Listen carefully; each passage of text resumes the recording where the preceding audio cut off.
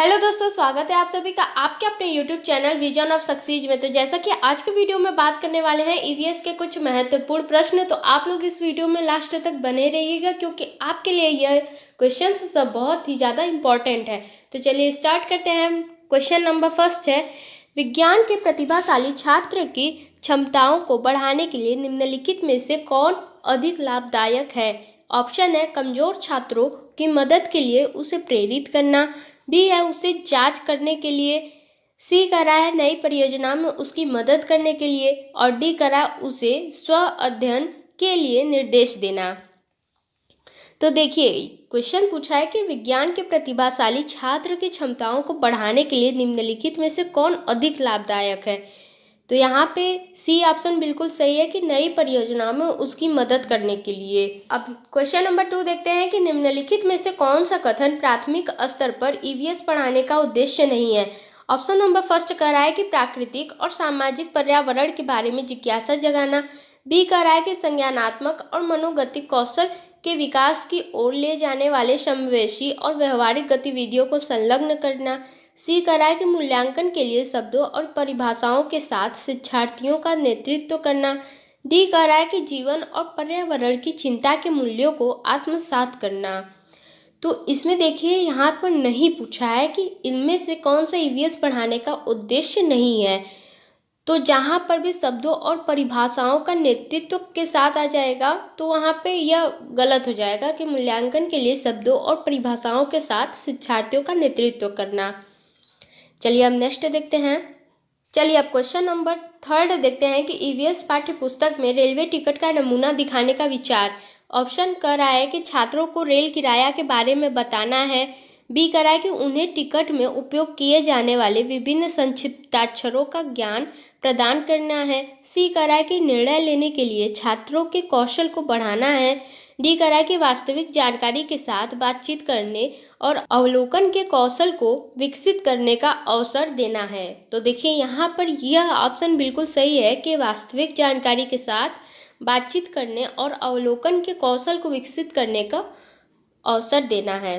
चलिए अब नेक्स्ट देखते हैं। चलिए अब क्वेश्चन नंबर 4 देखते हैं कि बीज अंकुरण की अवधारणा को सबसे अच्छे तरीके से पढ़ाया जा सकता है। ऑप्शन नंबर ए कह रहा है कि अंकुरित बीज को कक्षा में दर्शाकर और अंकुरण की प्रक्रिया को समझाकर, बी कह रहा है कि बोर्ड पर ड्राइंग के माध्यम से अंकुरण चरणों को प्रस्तुत करके, सी कह रहा है कि बीज बोने के लिए विभिन्न चरणों का पालन करना और उनका चित्र बनाने के लिए कहकर, डी कह रहा है कि बीज अंकुरण की तस्वीरें दिखाकर। यहाँ पे जो सी ऑप्शन है कि बीज बोने के लिए विभिन्न चरणों का पालन करने और उनका चित्र बनाने के लिए कहकर। चलिए अब नेक्स्ट देखते हैं क्वेश्चन नंबर 5 देखेंगे कि निम्नलिखित में से कौन सा ईवीएस पाठ्य पुस्तक में पहेली और पजल को शामिल करने का उद्देश्य नहीं है। यहाँ पर नहीं की बात कही गई है। तो ऑप्शन नंबर फर्स्ट है कि छात्रों में आलोचनात्मक चिंतन क्षमता विकसित करना, बी कह रहा है कि छात्रों में तर्क क्षमता विकसित करना, सी कह रहा है कि छात्रों के मन को भ्रमित करना, या डी कह रहा है कि छात्रों के मन को भ्रमित करना और उन्हें उस भ्रम का आनंद लेने देना। तो देखिए, यहाँ पे जो सी ऑप्शन है कि छात्रों के मन को भ्रमित करना, तो यह इसका उद्देश्य नहीं है। चलिए अब नेक्स्ट देखते हैं। क्वेश्चन है कि ईवीएस शिक्षक के रूप में आप छात्रों को चिड़ियाघर ले जाने की योजना बनाते हैं। निम्नलिखित में से आप छात्रों को कौन सी गतिविधियां शुरू करने की अनुमति नहीं देंगे। नंबर फर्स्ट कह रहा है कि चिड़ियाघर में उन जानवरों की तस्वीर लेना जिन्हें वे वहां देखेंगे, बी कह रहा है कि चिड़ियाघर में वे जो कुछ भी देखते हैं उनका चित्र बनाने के लिए अपने ड्राइंग की किताबें अपने साथ ले जाना, सी कह रहा है कि चिड़ियाघर में जानवरों के लिए बहुत सारा खाना साथ ले जाना, और डी कह रहा है कि चिड़ियाघर में विभिन्न जानवरों द्वारा खाए जाने वाले भोजन का पता लगाने की कोशिश करना। तो देखिए, यहाँ पर नहीं की बात कही गई है। तो यहाँ पे जो सी ऑप्शन है बिल्कुल सही है कि चिड़ियाघर में जानवरों के लिए बहुत सारा खाना साथ ले जाना। चलिए अब नेक्स्ट देखते हैं। क्वेश्चन नंबर 7 है कि प्राथमिक स्तर पर मूल्यांकन में शामिल होना चाहिए। ऑप्शन ए है शिक्षार्थियों और अभिभावकों के साथ निरंतर और असंरचित शिक्षक अवलोकन, बी कह रहा है कि प्रत्येक सप्ताह किए गए औपचारिक परीक्षण और खेल शामिल होने चाहिए और रिपोर्ट कार्ड में दर्ज किए जाने चाहिए, सी कह रहा है कि वर्ष के अंत में अर्धवार्षिक और वार्षिक परीक्षाएं, और डी कह रहा है कि पास या फेल के रूप में युवा शिक्षार्थियों को मूल्यांकित करने के लिए हर हफ्ते गृह कार्य और कक्षा कार्य। तो मूल्यांकन में शामिल होना चाहिए। तो यहाँ पे देखिए जो ए ऑप्शन है, शिक्षार्थियों और अभिभावकों के साथ निरंतर और असंरचित शिक्षक अवलोकन। चलिए अब नेक्स्ट देखते हैं। क्वेश्चन है कि ईवीएस कक्षा में सरल प्रयोग और प्रदर्शन किए जा सकते हैं। ऑप्शन ए करा है कि छात्रों को अपने दम पर सीखने और अपने अवलोकन कौशल को अच्छा बनाने में सहायता के लिए। बी करा है कि वरिष्ठ कक्षाओं में जो किया जा रहा है उसका पालन करने के लिए। सी करा है कि छात्रों द्वारा उठाए गए प्रश्न के आधार पर विचार करने और विश्लेषण अवलोकन को रिकॉर्ड करने के लिए। डी करा है कि कक्षा में अनुशासन बनाए रखने के लिए, छात्रों को नियंत्रित करने के लिए। तो देखिए यहाँ पे जो ए ऑप्शन है, छात्रों को अपने दम पर सीखने और अपने अवलोकन कौशल को अच्छा बनाने में सहायता के लिए। चलिए अब नेक्स्ट देखते हैं।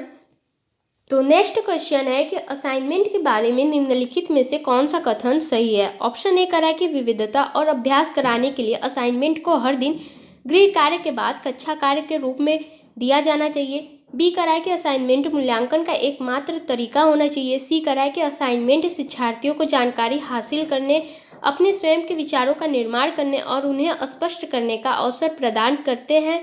डी करा है कि माता पिता, भाई या बहन द्वारा उनकी प्रतिभा के आधार पर असाइनमेंट किया जा सकता है।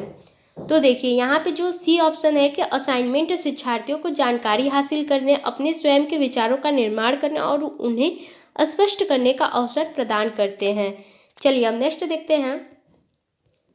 नेक्स्ट क्वेश्चन है कि मानचित्र को पढ़ने के लिए आवश्यक कौशल में शामिल है।